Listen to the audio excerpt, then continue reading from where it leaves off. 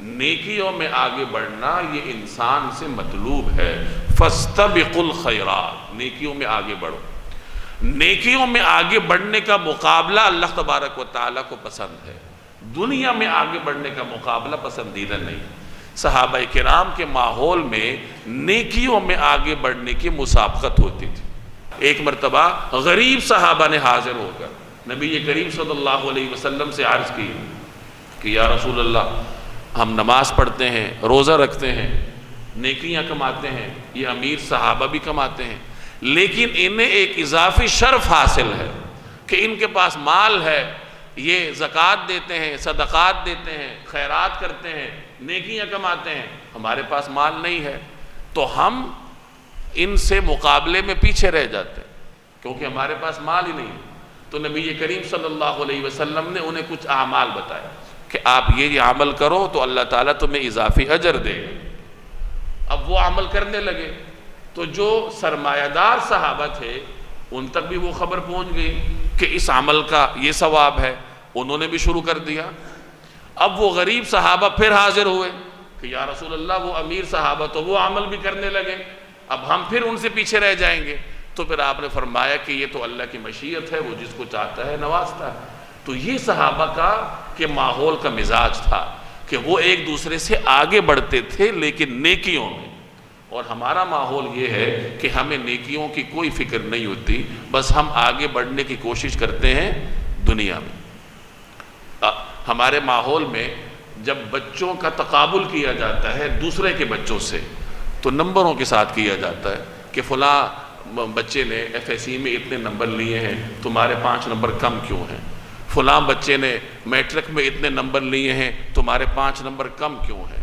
شاید ہی ایسا کوئی گھرانہ ہو جہاں بچے سے کہا جاتا ہو کہ فلاں بچے اپنے والدین کے ساتھ فجر کی نماز میں مسجد میں موجود ہوتے ہیں، تم گھر میں کیوں سوئے رہتے ہو؟ فلاں بچہ جو ہے وہ اتنا نیک ہے، اتنا فرمانبردار ہے، تم نیک کیوں نہیں ہو؟ ایسے گھرانے ہوں گے لیکن کم ہوں گے۔ تو کوشش کرنی چاہیے کہ انسان مقابلہ کرے، آگے بڑھے، نیکیوں میں آگے بڑھے، خود بھی آگے بڑھے اور اپنی اولاد کو بھی اسی طرح متوجہ کرنے کی کوشش کرے۔ کبھی بھی عبادات میں کسی خاص تعداد پر اکتفا نہیں کرنا چاہیے، کوشش کرنی چاہیے کہ انسان آگے بڑھے۔ پہلے فرائض پڑھتا تھا، اب سنتیں بھی شروع کر دے۔ اللہ نے جب سنتوں کی توفیق دے دی تو آہستہ آہستہ نوافل پڑھنے کی کوشش کرے۔ جب نوافل پڑھنے کی توفیق بھی مل جائے تو تسبیحات شروع کر دے، استغفار شروع کر دے، تلاوت میں اضافہ کر دے، اور خوب سمجھ لیجئے جتنا آپ عبادات میں اضافہ کرتے رہیں گے اللہ جل جلالہ آپ کے اوقات میں برکت ڈالتا رہے گا۔ پھر آپ یہی دنیاوی کام بھی سارے کریں گے جو آپ کر رہے ہیں، اس میں کوئی کمی نہیں آئے گی، لیکن وقت میں برکت ایسی ہوگی کہ یہ تمام کام تھوڑے وقت میں ہو جائیں گے، اور اللہ جل جلالہ آپ کے اوقات کو اپنی عبادات کے لیے فارغ کر دے گا۔ پھر آپ ہزارہا کی تعداد میں تسبیحات بھی پڑھیں گے، نوافل بھی پڑھیں گے، اللہ کی عبادت بھی کریں گے، اور یہ جو آپ کے دنیاوی کام کاج ہیں اس میں بھی کوئی کمی نہیں آئے گی۔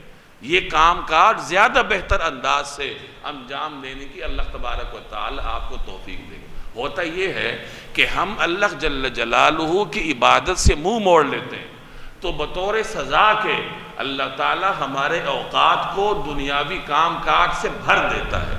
پھر ہمیں ایسا لگتا ہے جیسے ہم تو بہت مصروف قوم ہیں، ہمیں تو صبح سے لے کے شام تک وقت ہی نہیں ملتا، اور وہ وقت اس لیے نہیں ملتا کہ وقت میں برکت نہیں ہوتی۔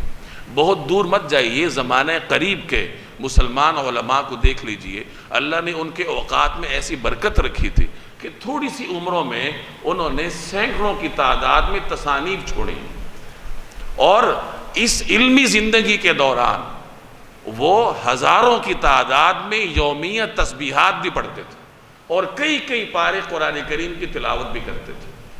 اب یہ سارے کام کاج تھوڑے سے وقت میں اللہ تبارک و تعالی انہیں انجام دینے کی توفیق دیتا تھا۔ اس لیے میں عرض کر رہا ہوں کہ ہمیں یہ کوشش کرنی چاہیے کہ عبادات پر اکتفا نہ کریں بلکہ عبادات میں آگے بڑھنے کی کوشش کریں۔